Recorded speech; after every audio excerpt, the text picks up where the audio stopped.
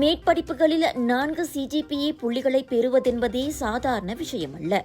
அதிலும் ஒருவர் 6 செமஸ்டர்கள் தொடர்ந்தாற்போல் 4 CGPA புள்ளிகளை பெற்றிருப்பது எவ்வளவு பெரிய சாதனை!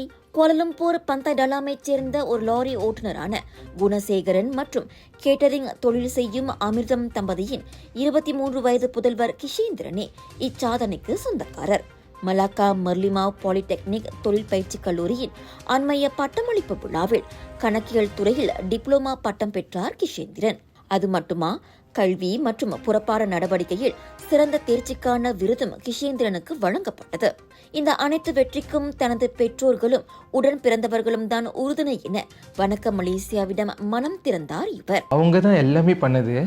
ஏன்னா நான் முதல்ல டிப்ளமோ படிக்க போகிறேன் அப்படின்னு சொன்னப்போ, ஓகே உனக்கு எது விருப்பமாக இருக்கோ நீங்கள் போய் படிங்க, நாங்கள் எல்லா சப்போர்ட்டும் கொடுக்கணும்னு சொல்லிட்டு எவ்வளோ கஷ்டமாக இருந்தாலும் எதுவாக இருந்தாலும் அவங்க தான் இப்போ வரைக்கும் அவங்க தான் எங்களை பார்த்துக்கிறாங்க. அவங்க மட்டும்தான் எங்களுக்கு எல்லாமே இப்போ வரைக்கும் பண்ணாங்க. ஃபைனான்ஷியல் வைஸாக இருக்கட்டும், எனக்கு ஒரு மாரல் சப்போர்ட்டாக இருக்கட்டும், எங்கள் அம்மா அப்பா தான் எல்லாமே எனக்கு இப்போ வரைக்கும் பண்ணிக்கிட்டு இருக்காங்க. என்னோடய அண்ணன் தம்பியும் எனக்கு படிக்கிறப்ப நம்மளுக்கு ஒரு ஸ்ட்ரெஸ்ஸாக இருக்கும். ஸோ யார்கிட்ட பேசுது, நண்பர்கள் தவிர்த்து என்னோடய அண்ணன் தம்பிக்கிட்ட பேசினா எனக்கு கொஞ்சம் ரிலீஃபாக இருக்கும். ஸோ அதுக்கப்புறம் நம்ம எதுக்கு வந்தோம், என்னத்துக்கு வந்தோம்னு சொல்லிட்டு நம்ம தொடர்ந்து படிக்க ஆரம்பிப்பேன். 6 பிள்ளைகளில் 3ஆம் பிள்ளையான கிஷேந்திரன் கோலலம்பூர் ஜலன் பங்சார் தமிழ் பள்ளியில் ஆரம்ப கல்வியை தொடங்கி பின்னர் விவேகானந்தா இடைநிலைப் பள்ளியில் பயின்றார். என்ன கஷ்டம் வந்தாலும் எதிர்காலத்தில் பிள்ளைகள் கடனில்லாமல் வாழ வேண்டும் என்ற நோக்கில் தனது பெற்றோர் தங்களை அர்ப்பணித்ததாக கூறுகிறார் கிஷேந்திரன்.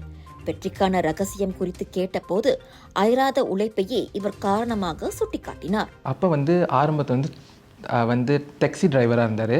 அதுக்கப்புறம் லோரி ஓட்டினார். இப்போ இடைப்பட்ட காலம்தான் அம்மா கேட்டரிங் பிஸ்னஸ் செய்யலாம் அப்படின்னு சொல்லி தான் நம்ம கேட்டரிங் செய்ய ஆரம்பித்தோம்.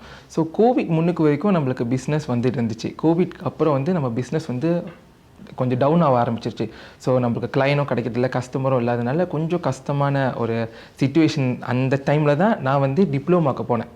டிப்ளமோ படிக்க போகிறப்ப தான் கொஞ்சம் கஷ்டங்கள் இருந்துச்சு. ஃபைனான்ஷியல் வைஸாக கொஞ்சம் கஷ்டங்கள் இருந்துச்சு. இருந்தாலும் நாங்கள் கஷ்டப்படக்கூடாது, என்ன இருந்தாலுமே நம்ம பிள்ளையை நம்ம தான் படிக்கணும்னு சொல்லிட்டு PTP10 லோன் கூட அப்பா எங்களை எடுக்க விடலை. ஸோ நான் படித்து முடிச்சுட்டு நம்ம பிள்ளைங்க கடன் இல்லாமல் இருக்கணும்னு சொல்லி எவ்வளோ கஷ்டம் வந்தாலுமே அந்த காசு அப்பா தான் எங்களை கட்டி படிக்க வச்சுருங்க, அப்பாவும் அம்மாவும்.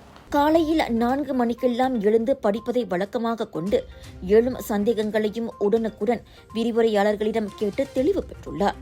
சிறந்த தேர்ச்சியை பெறுவதற்கு நண்பர்களும் சீனியர்களும் ஊக்கமும் ஆதரவும் வழங்கியதையும் இவர் மறக்கவில்லை. நான் எனக்கு எப்போ அந்த 4 மணிலாம் இருக்கல, எனக்கு அந்த கேள்வி தெரியலன்னா நான் அப்பயே அந்த என்ன கேள்வின்னு சொல்லிட்டு லெக்சரர்ஸ்க்கு டெக்ஸ்ட் பண்ணிடுவேன்.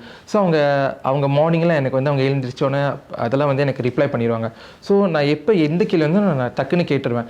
கிளாஸ்லேயா இருக்கட்டும், இல்லை கிளாஸ்க்கு முடிஞ்சதுக்காக இருக்கட்டும். ஸோ நான் அவங்ககிட்ட எப்பவுமே எனக்கு எது டவுட் இருந்தால் நான் டக்குன்னு கிளியர் பண்ணிக்கணும். ஸோ நம்மளுக்கு தெரியாமல் போயிடுச்சுன்னா அது நம்மளுக்கு தெரியாமலே போயிடும். ஸோ அந்த மாதிரி இருக்கக்கூடாது, நம்மளுக்கு தெரியுறத நம்ம தான் கேட்டு வாங்கிக்கணும்னு சொல்லிட்டு நான் எல்லாமே கேட்டுருவேன்.